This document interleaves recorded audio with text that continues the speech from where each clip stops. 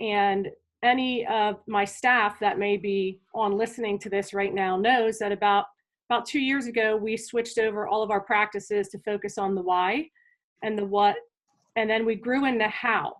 So when we make up our goals, when we talk about decisions, when we talk about why we need to make a change, and this is all pre-COVID. Okay, so we didn't want to also lose focus of all of those things that we've been discussing for 3 years together because of the current situation. So when I talk about these, the why is our vision, which is why are we doing what we're doing? What do we want to do is the best practices. So the professional development, the just everything that we're actually doing. And then the how is basically how we hold ourselves accountable on our team. So I wanted to go back, Ms. Bellotti mentioned the 5-year curriculum plan. The administrative leadership team sat together and in conjunction with our teachers came up with a 5-year curriculum plan. I'm not going to bring up that link, but there is a link to a 5-year plan, and we're currently in year 3 of that plan. And when we sat together, we came up and designed a vision.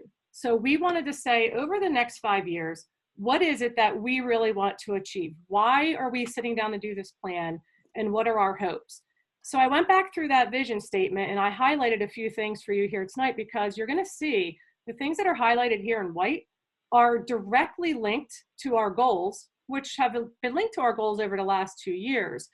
But there's been a very, very high focus on these things. So we wanted to talk about curriculum that is standards-based. You might have heard us talk about the CUSAC evaluation that we had to go through 2 years ago. I think that was 2 years ago. So we were working on our curriculum to make sure that we hit everything within the realm of the state of New Jersey that we had to, plus some stuff. We always use the terms best practices. Best practices are, it's a general term, but our focus on best practices is on data and achievement data and analyzing that data, which is something that we really weren't doing as well as we could have been doing. So that's our focus for best practices. Modern career pathways is something that actually Mr. Haupt and I are working on currently to be able to offer programs for students to enter into. So if they know that they want to be a veterinarian, or they know that they want to be a mechanic, whatever it is, that these would be the electives that we're working towards. We're not there yet, but that is in the 5-year plan. We've been talking about meaningful assessment across all contents, all grades, where every single course has benchmark assessments now. And that took us, I'd say, probably 2 years to really get that finalized. And then we were using a program called Link It last year to analyze that data. You're going to see a little bit of Link It tonight. But I think one of the most important things that we are doing is individualized professional learning for our staff. So we're not doing blanketed professional development where we put everybody in a room and everybody gets the same thing. We're trying to work with teachers so that they get what they need. So in looking at a vision statement that we set 3 years ago, I feel that we're spot on with what we're doing right now. Hello. So I wanted to just go over quickly what we're doing as far as our school goals, which was set. The way that the school goals are set for us right now is I kind of look back at what all of our vision statements are and where we want to be. I generate some ideas, share it with my leadership team. Then we also share it with the Academic Review Council. And then they get to comment on it or say, hey, we might want to put in something on this. So our goals are truly developed with the teachers and with the administrative staff. So this slide just shows you what a summary is. The summary is the main part of our school goals are student achievement, which should always be the case. We are here for the kids.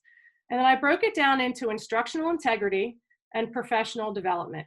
Instructional integrity is highly important, especially in the environment that we're in right now. So we're going to talk a little bit about district and classroom assessments and how that links to the integrity that we've set in that vision statement 3 years ago. And we're going to talk a little bit about what we're doing in the academy as well as what's going on in the virtual learning. And then our professional development, we have 2 pieces of professional development that are going on right now: standards-based curriculum and assessment. And we have consultants that are working with us across all departments.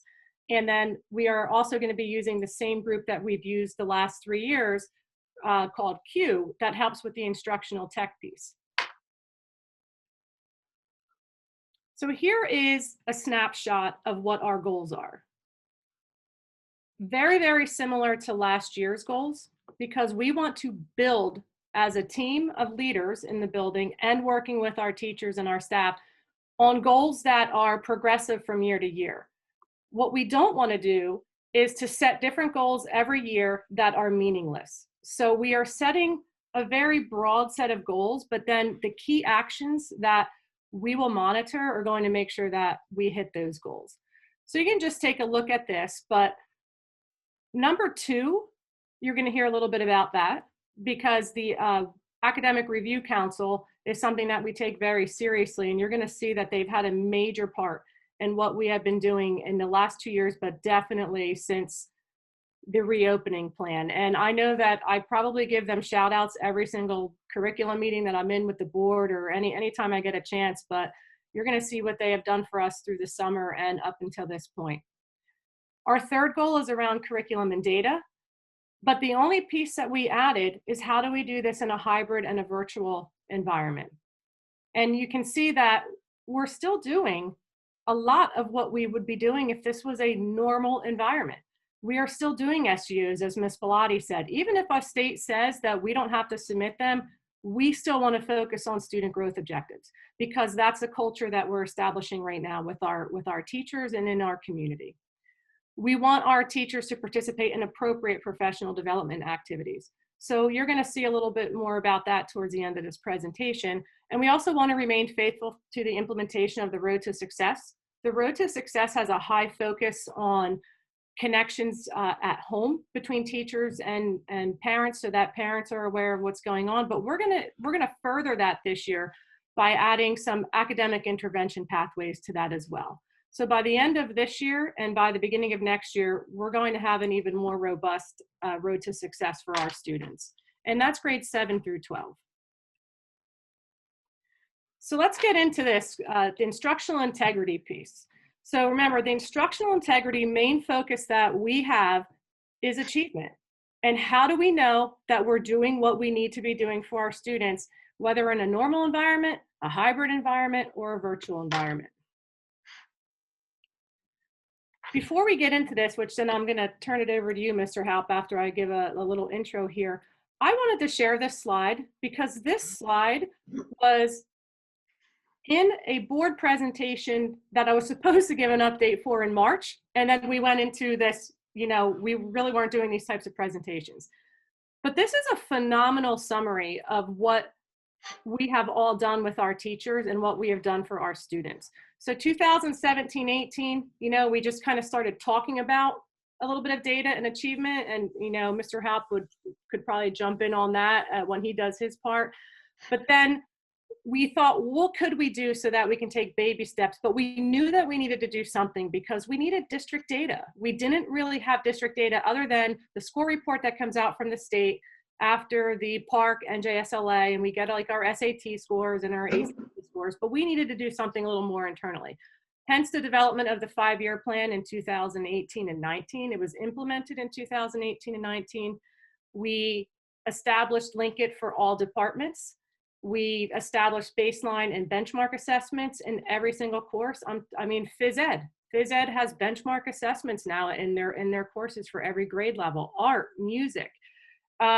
We wanted to really continue with sustainable professional development. We started with consultants in 2018 and 19, and 18 and 19 was truly the first year that the academic council was in place. And then we streamlined our PLC system. And then last year, we were in year 2 of our curriculum plan. We were hitting Linkit goals. We also have something called a Linkit plan, but I'm proud to announce that we can no longer call it the Linkit plan because it's now going to be like a district assessment plan or an achievement plan, because now we've also added other avenues other than Linkit. And I'm going to get into that too. So I was actually something that Mr. Haupt pointed out to me. He's like, we can't call it that anymore. We're doing way more than Linkit. I'm like, that's phenomenal. We really, really are. We went through CUSAC, we passed it, and we instituted Rutgers literacy conferences and a consultant from Rutgers to work with our entire English department. It was academic council year 2. We had departmental PLCs last year, which was incredible, and a huge shout out to Mr. Jeff Lowe, who's our instructional supervisor, and he works out of the guidance department and so forth. But most teachers got to meet in departmental groups last year, and I think that was a game changer. In 2019, we did receive the CAR grant, and you're going to hear a little bit more about that because we've expanded on that, and we now have a consultant that's working with us in multiple departments. So I'll do this part real quick, Mr. Haupt, and then I'll let you get into he's going to get into the actual data that we have discovered from last year to this year. So Link It is a district-wide program, and this is just a very, very brief summary. These programs that you have in front of you here are so powerful that it would be very complicated for me to get into everything that it does, but periodically I would like to provide some updates on it. Link It is all grades and content. We use them as our district benchmarks and content benchmarks. So every department has to have these so that as a team or as a district, we can say, where are we at in US1? You know, they're giving benchmarks that are the same, math, English, whatever. The Link It tests, the benchmarks that we require everyone give, and this is including our special education population as well. Anyone at all who has to take the state test participates in the Link It program.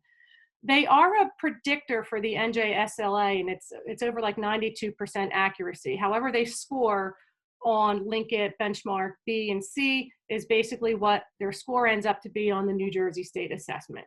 Some departments are using it for teacher SGOs. And now, moving into this year, our teachers have other options now for their SGOs. So now we're moving into a program called Renaissance.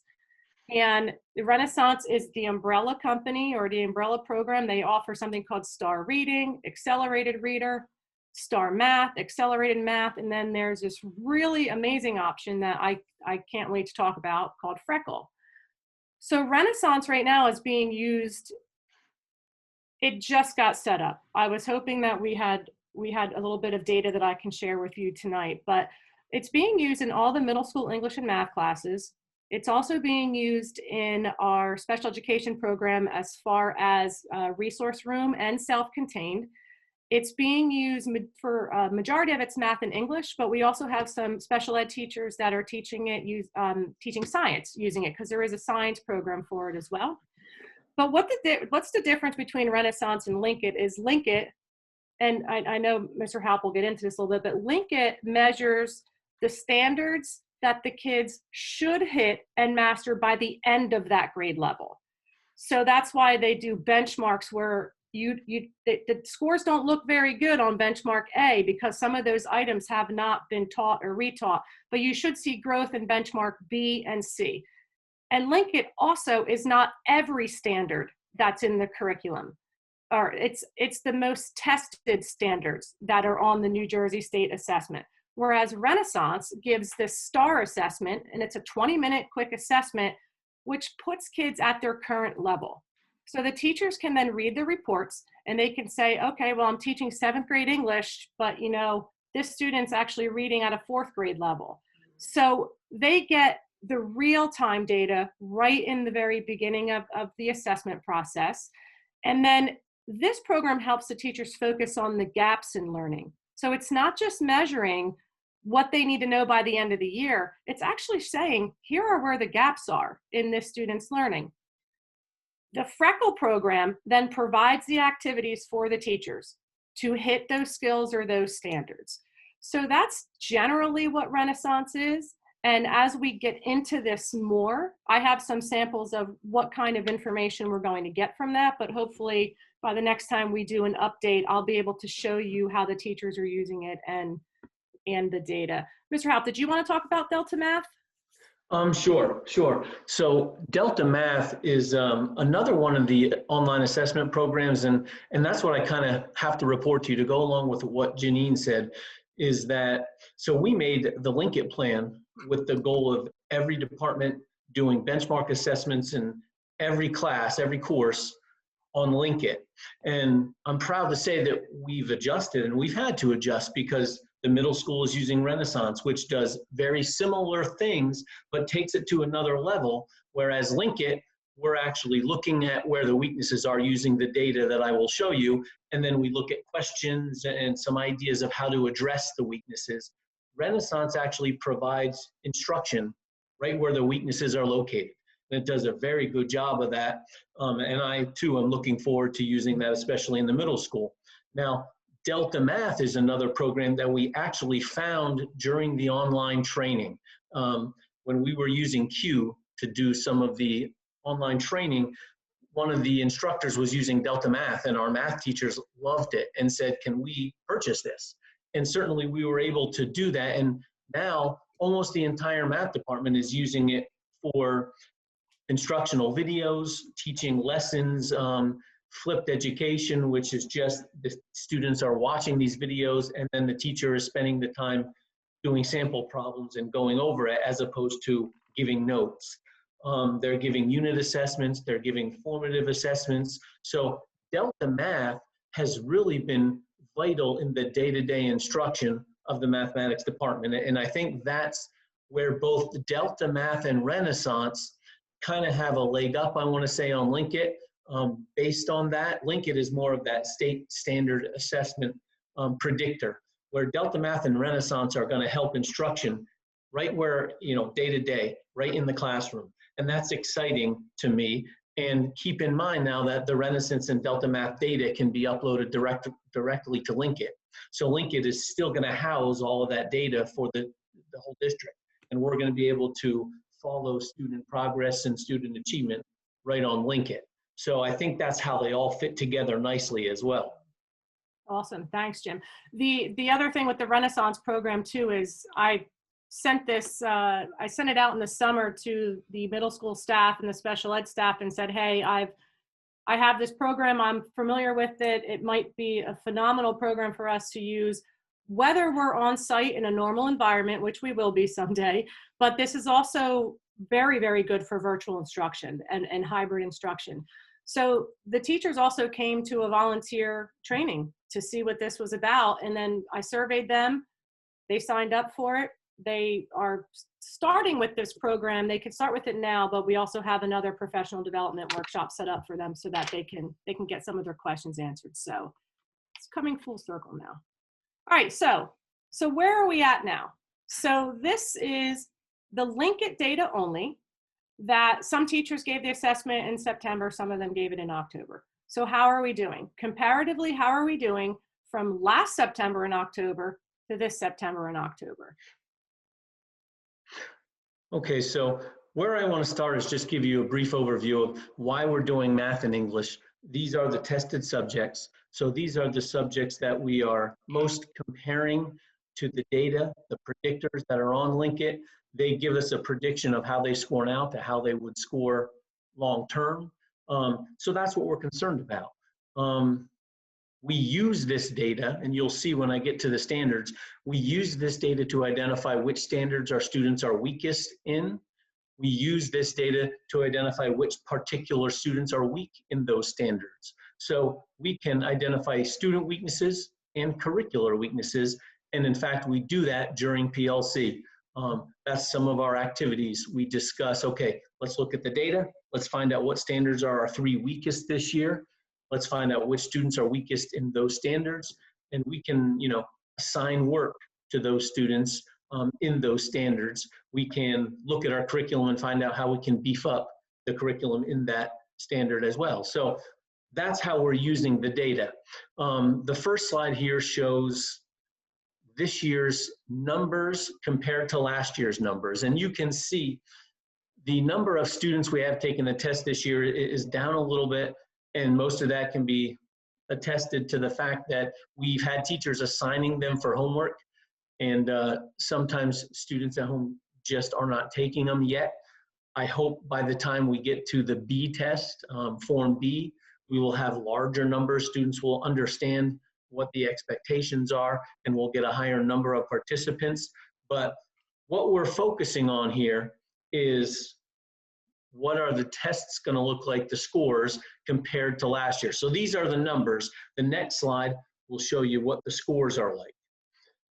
So if you look at the middle school, 7th and 8th grade, you can see, and this is something we're particularly excited about, is that this year's 7th graders performed significantly better than last year's 7th graders in Form A. Okay, what that means is, and we've had some issues at times with 7th graders coming from 3 different districts and being at all different levels and trying to differentiate instruction and help them at different levels. It's a challenge, to say the least. The fact that we're significantly up this year in 7th hopefully means that we have less students at different levels and a little bit more academically higher students, so that we can address the needs more consistently. 8th grade, right, same thing. They're very similar to where they were last year. And again, I think what we're focusing on here is our students are not losing ground over the course of a spring and then summer, where they're virtual instruction and then starting virtual instruction this year. It's very exciting that we can start in the same spot and be able to now continue to grow without losing ground. If you look at our Algebra 1 scores, and this is one area where we have had a slight decrease, I can attest that decrease to this, and I'm going to be honest with you. In the past 3 years, there's only been 4 or 5 students, and that's 30 students per year, a total of 4 or 5 students that have not passed the Algebra 1 NJSLA. Right now, we currently have over 50% of those students on the pre-test scoring at a lower level. So I think what we're looking at is those 8th graders who are taking Algebra 1 are going to grow consistently. And right now, they're at a lower level. We're still pretty much even, 34.1, 33.4, but I'm looking for that to really shoot up in B and C, because I think, like I told you, all of our 8th graders, typically we're at 97% or 100% will pass that test. And I think you'll see us really shoot up over B and C, because those are high achieving students. In the high school, again, something else to be excited about to me is the Algebra 2 and Geometry kids have consistently not scored great on our Linkit tests. To be up a couple percentage points at the start of this year is very exciting to us, twofold. I think it tells us we've done a better job at steering the students into the courses where we want them and when we want them there to maximize their success. I also think it's shown that our teachers have worked extremely hard to try to get these students to perform at a higher level. And I think we're beginning to see that, and hopefully Form B will show similar results. Now, what you're looking at in the next 3 slides, and so we can zoom through the next 2, but let me explain just on the first one. When we sit down in PLC, these are the types of charts that we'll look at. And frankly, I've actually just printed out these charts right from Linkit. It takes about 2 minutes to go into Linkit and compare tests from one year to the next. And what this does is compare every standard, what the Algebra 1 students did last year, what they're doing this year in Form A. So it only compares Form A to Form A. So in the first standard there, you see they got a 30% correct on the questions from this standard and 29% this year. But look at each one, 26 to 28, 44 to 44, 35 to 31. So we see very similar results. 25, 24, 21, 22, you see we went up excessively in the quadratic equations, and I think that's because our teachers recognize that quadratic equations have always been on NJSLA and we barely get to them. So they do a better job of addressing them in other classes. So we're extremely proud about that. But we would look at all this data in PLC and look at where we're at. We might look at, interpret expressions that represent a quantity in terms of its context. Why did we drop 3%? Look at interpret the slope, because that's a major concept in the beginning of the year.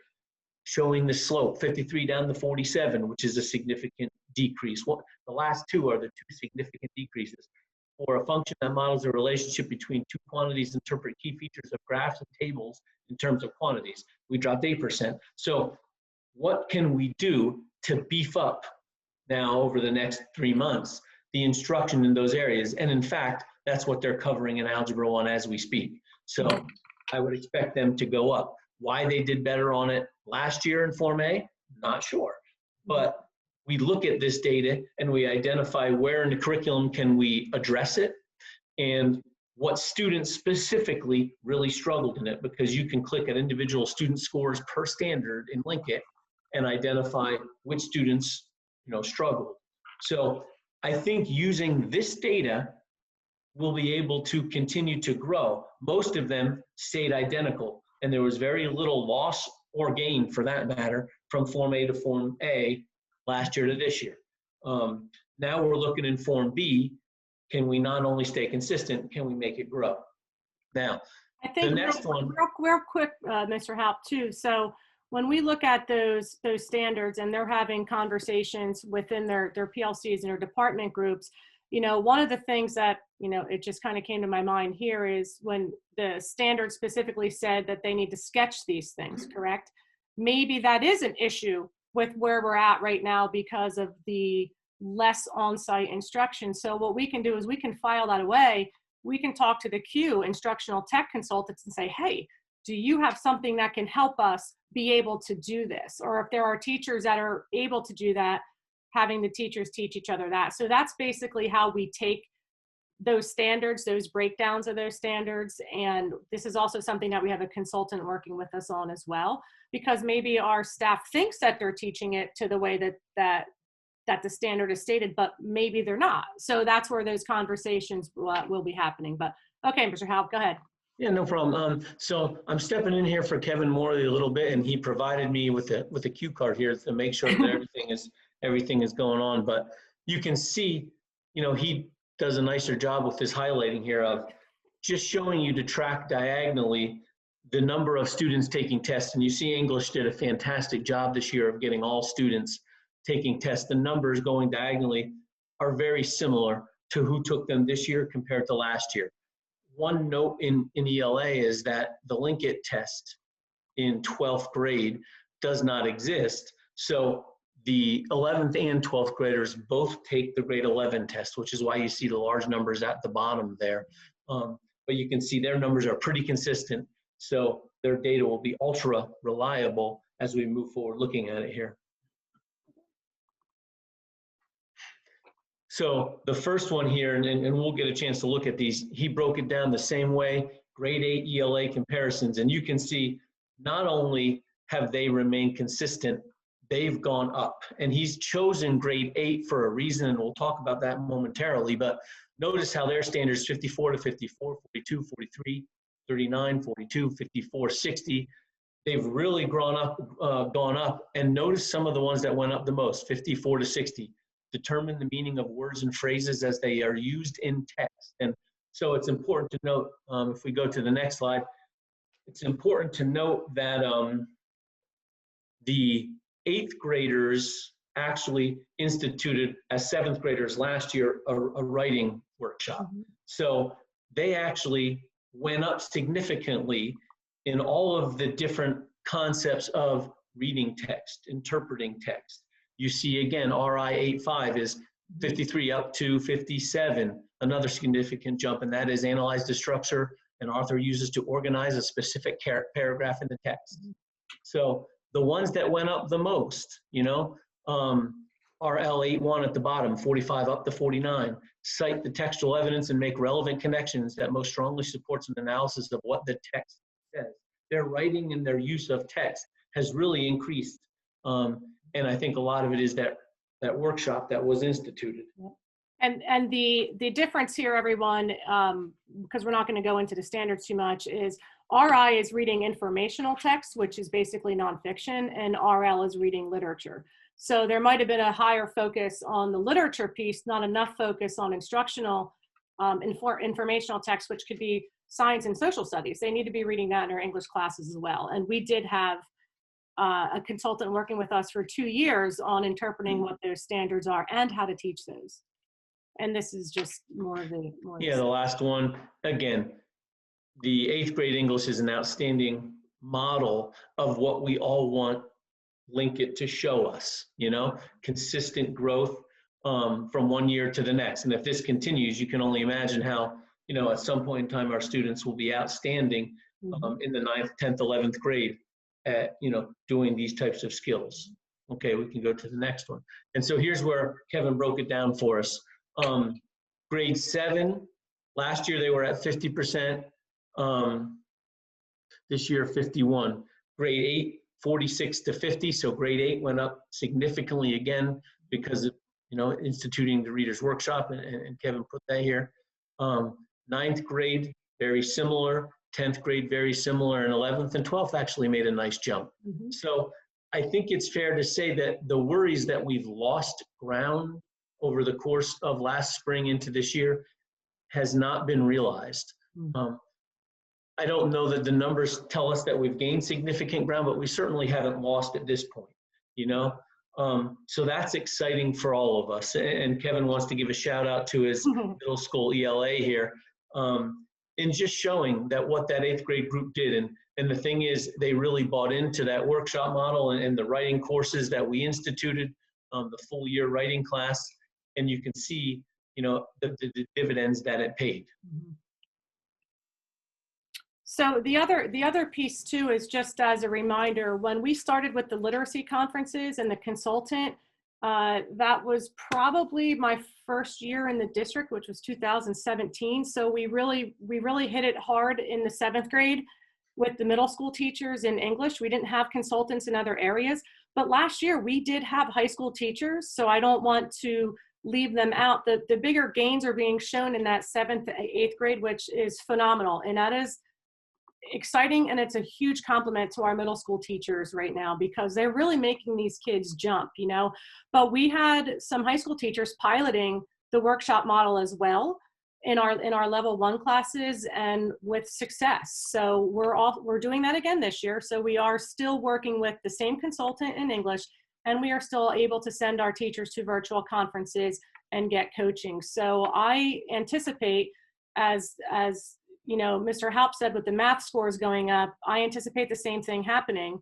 in the English department as well, which also then leads me into the Renaissance Learning and the Freckle program, because now we don't just have Linkit and we don't just have the consultant, we have this new program that is mostly a middle school program. It's definitely could be 9th and 10th grade as well, but it's a majority of a middle school program and a special ed program.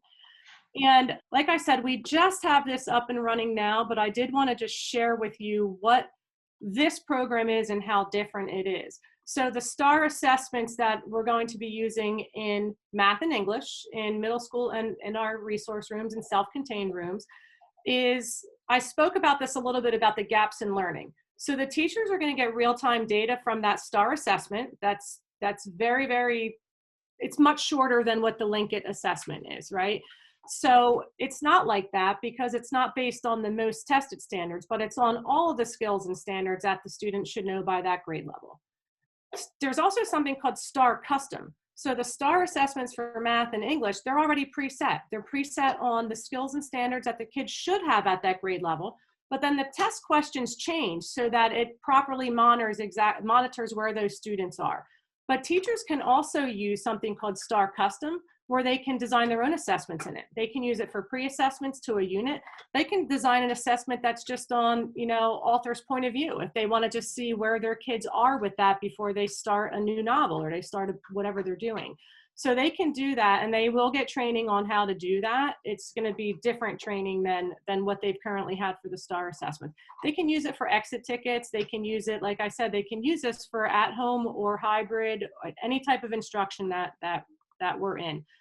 The Freckle program is a separate program, but it links directly to the assessment platform in Renaissance. So based on the STAR assessment, wherever the kids are, whether they're advanced, like gifted and talented, or their intervention, or their grade levels below where they should be, the Freckle program provides the instructional activities to help lessen that gap for the students. It has lessons, it has explanations, and there's a whole separate data portal for the teachers to look at. So it automatically assigns activities for the students. So technically a teacher wouldn't have to even go in there for like 2 or 3 weeks, and it would just keep assigning students at the level that they're at. However, the teachers can go in and then they can assign something very specific. So if they want the kids to do one skill or one standard in math or English just to see where they're at or to get mastery of that, they can design their instruction around that.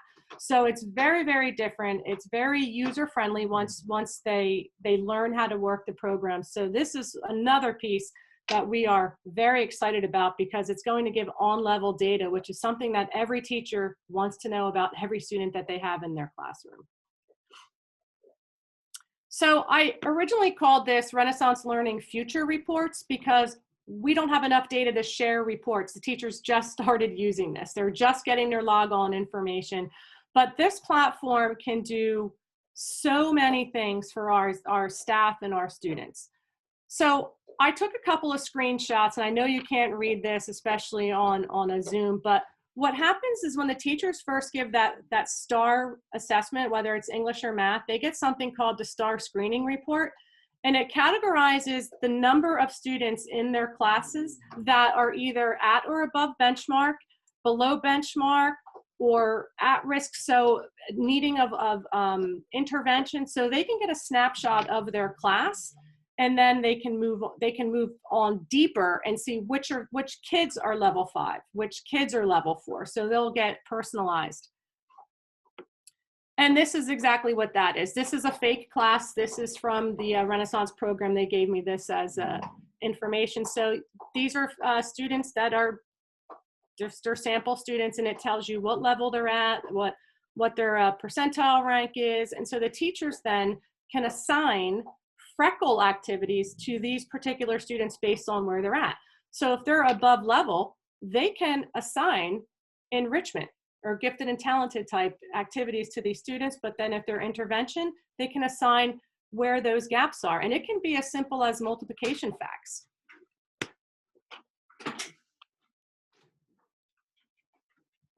So then what they also get from the STAR report is for each student. This is an example of a report that will come out for each student.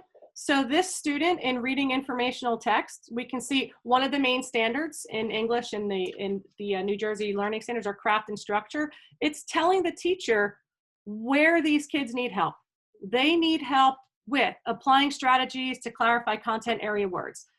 That's exactly what they're getting from those assessments. So they can do this for each student, and they can do an individual plan. The really neat thing about the Freckle program is that it already takes this information and can push out information or activities for those students to do specific to these skill areas. And then this is just, they can look, the teachers can look at, this is standard mastery. So they can actually see out of all of the standards that are in the New Jersey learning standards, where their particular class and their kids are scoring when it comes to a comparison of the standards. So they get skills and they get standards. And then it breaks it down even further for them. So they get the overall idea with charts of where their kids are, but then they get the actual breakdown of where their kids scored in each of the different skill and standard areas. And again, the Freckle program groups these students for them, and the teachers can either assign their own assignments or the kids can work through at their own pace in the Freckle program. So moving on to our academic review council. This is something that we've talked about and we're extremely proud of. Many of the things that Mr. Haupt and I just talked about were related to the data portion and the achievement portion and our goals. The Academic Review Council is part of the decision-making that we make as a team in our building. We have transformed from administrators making goals and making decisions solely on their own to having a group of teachers and representatives. We have counselors, we have CST members on this team, reviewing what we want to do and giving us feedback. And there are often times where this group of teachers and staff members meet without any administrators at all. And then they bring to us their proposals and what they would like to see. It has been amazing. So I have a couple of reps with us tonight, and I really just want them to share with you what role they've had in the evolution of the academy structure, and what we are doing academically to maintain that instructional integrity. So I think we have Mr. Beery and Mrs. Murphy with us. So you're up. Hey, good evening, everybody. Thank you, Dr. Dutt. So we're going to talk tonight a little bit about, obviously, as Dr. Dutt alluded to, was the evolution of the academy. It's been a huge transition, obviously, from thinking back to us having conversations in February about how we were going to change the road to success and how to get our seniors through the year. And then within 4 weeks later, talking about, oh, how are we going to handle a virtual environment? And then most of our focus over the summer, once we made it through the end of the 2020 school year, was focusing on what we wanted to do and how we wanted to be prepared for September. So as it states in there, in the summertime, we had quite a few meetings regarding how we wanted the academy structured. What are the expectations for staff and student protocols? This was a major focus of the academic review committee because we felt that there needed to be protocols for both staff to have some conformity and also for some student expectations as we move into whether it was a hybrid environment, whether it was a fully virtual environment. We knew that there was going to be some significant changes in the way we were going to deliver instruction come September, regardless of the outcome of how the school year was going to start. In September, we moved into a hybrid model that allowed us to focus and hone most of our attention on how we were going to run the academies, how we were going to run our Zooms, when we would Zoom, the timing that we would have in terms of the face-to-face contact with the students,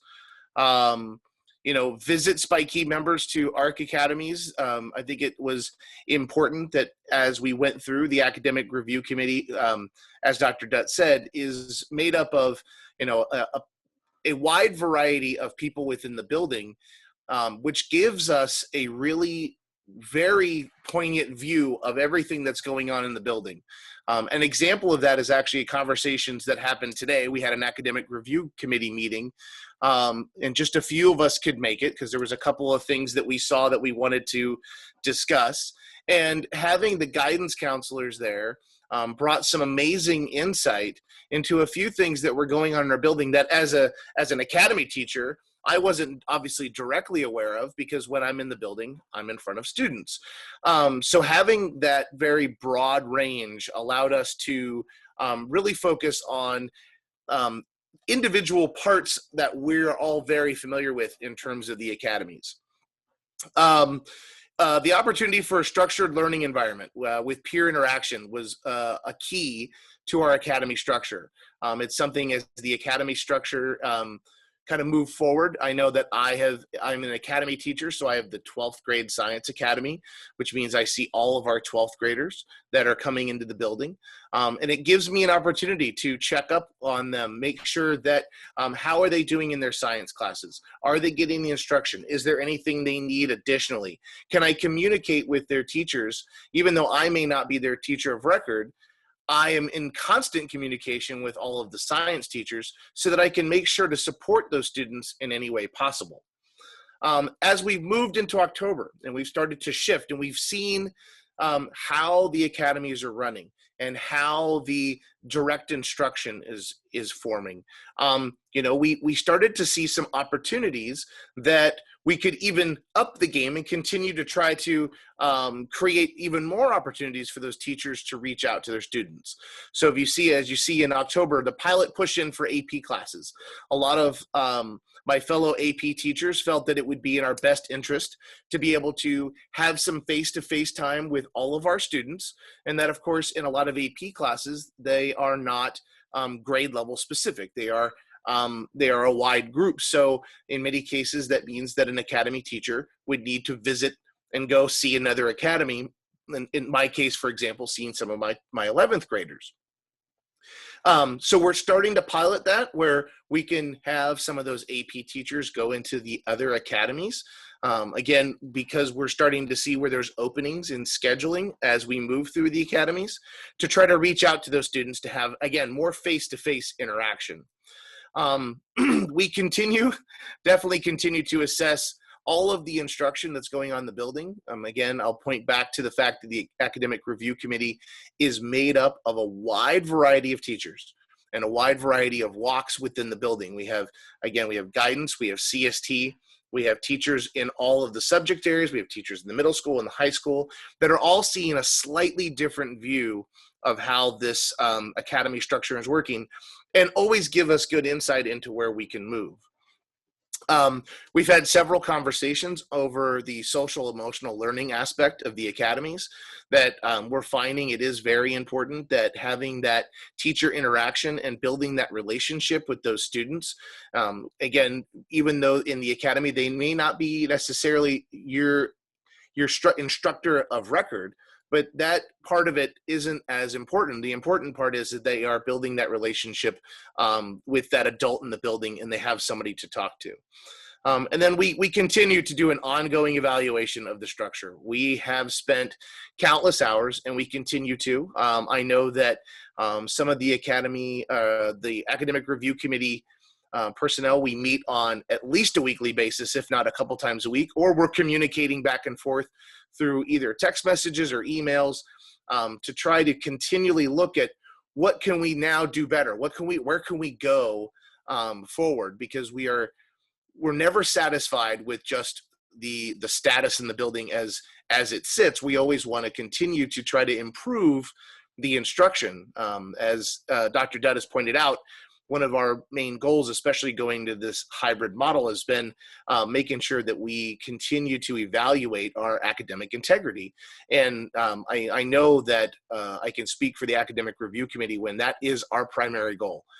We want to make sure that the academic integrity in the building is held to a high standard because we know that North Warren students are very capable and we know that these are tough times for everybody, but we want to make sure that we're not lowering the bar just because we're dealing with a hybrid model or when we're dealing with a fully virtual model.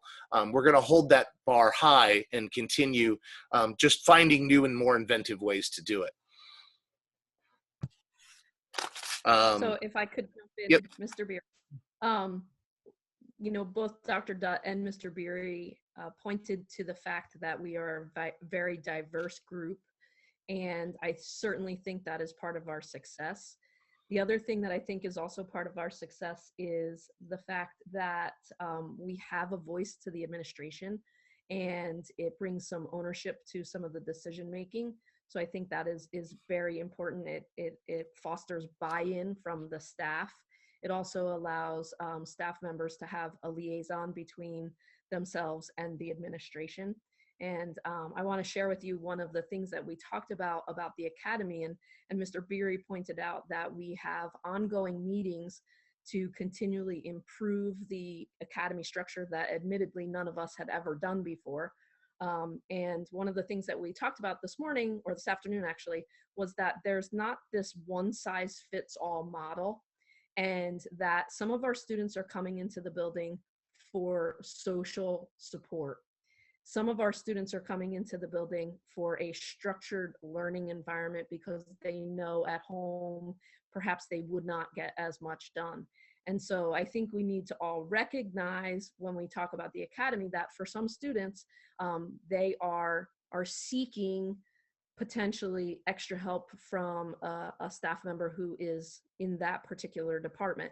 And for some, it's to see a friendly face. And for others, it's to provide some academic structure to their daily lives. And we discuss all of this and more, as Mr. Beery said, on a sometimes daily and most often weekly basis. I also want to point out one thing that Mr. Beery, sorry, I forgot that I wanted to say this. Mr. Beery talked about the importance of collaborating with other members of our department. And one of the things that in the social studies department we have talked about is, and we have now done, is we have joined each other's Google Classrooms. so that we know what the students have been assigned, and we can also support those students because we know what they should be working on, even if we, the academy teacher, are not their primary teacher of record.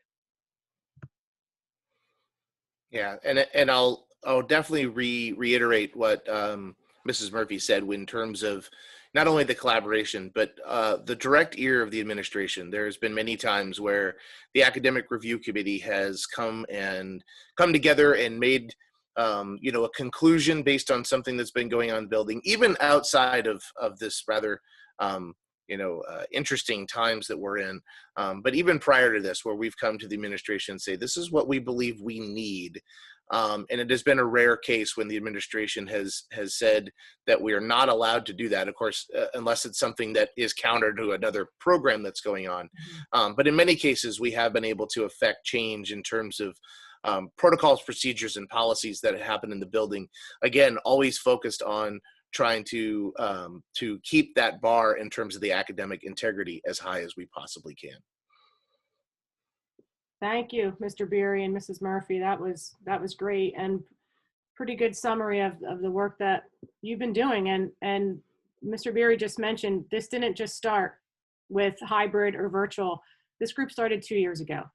And I am very, very proud of where they're at and where we're at, and how we can have open conversations and transparent conversations, and we don't have an us versus them right now. And this is the only way to survive the environment that we're in. So thank you to all of the ARC members. Some may be watching, some are panelists, but we really do appreciate everything that you're doing for us and the help, because we all need a little bit of help right now. So very, very quickly, I mentioned a few things. One of the other prongs of our school goals besides instructional integrity was professional development. So for our professional development, I spoke about Renaissance learning already. The collaboration and PLC portion, that is when the teachers get together, sometimes supervisor led, sometimes not. But even Mrs. Murphy mentioned that in the social studies department, they're making decisions to join each other's Google Classrooms and helping each other out with that. That is exactly what the collaboration and the PLC time is, for them to figure out, who do you have? What can we do in this academy? How are we doing this? And then there's also some content discussions that are going to be going on there. So I mentioned the CAR grant that we were originally awarded for Algebra 1. And they piloted it, but they're deep into that as in the Algebra 1 group. But we're also meeting with the same coach that is part of that grant, has already met with science, correct, Mr. Haupt? And Yep. Social studies as well, or I forget which other group it was, but Social studies, yeah. yeah, some of Mr. Morley's group has already met with them, and we're continuing that through the rest of the year. So for Renaissance, we get custom assessments, but we get coaching by Renaissance as well. So after the regular professional development is done, we can reach out to them and they will do sessions with our teachers if they have any questions or problems. Still doing the Rutgers literacy, and we're still doing the instructional tech with an outside group, as well as teacher-led workshops in the building. And so what's next for us? We're going to continue looking at that data. We're going to continue working with our CAR coach in all content areas. So we're going to be looking at our standards and our curriculum with a focus on the big picture. All right, because in this environment, we need to now focus on standards-based instruction. This is what they have to have by the end of the course. This is what we're going to focus on, which is very, very difficult sometimes for teachers who are really passionate about certain topics that they want to spend a lot of time on that. We need to transition into, here's the standard, here's what we need to do, here's how we need to assess it. And we are getting help with an expert from outside with that. We're going to look at our SGO data. We're going to evaluate STAR and Freckle to see if we can't, make that even better. We're going to continue to assess our academy structure as Mr. Beery talked about, continually doing that. Instructional tech, professional development, and today I launched a student survey. So if there are any parents, I'm not looking at the participants that are on the call right now, but if you have a student in the district, they received a survey from me that I'm asking for their feedback on the virtual and the hybrid and the academy. And I'm also requesting any students who would want to be on a principals panel to talk about some of the items that are in the survey. So make sure they log on and they give me some honest responses to that. And then the main thing that we're going to do, everyone, is our goal is to stay focused. You know, it's very trying right now. Everyone knows that, but we're going to try to stay focused on why we show up every day to school, and that we are here for the kids and we are here to provide them the best education that we can. Thank you, Janine.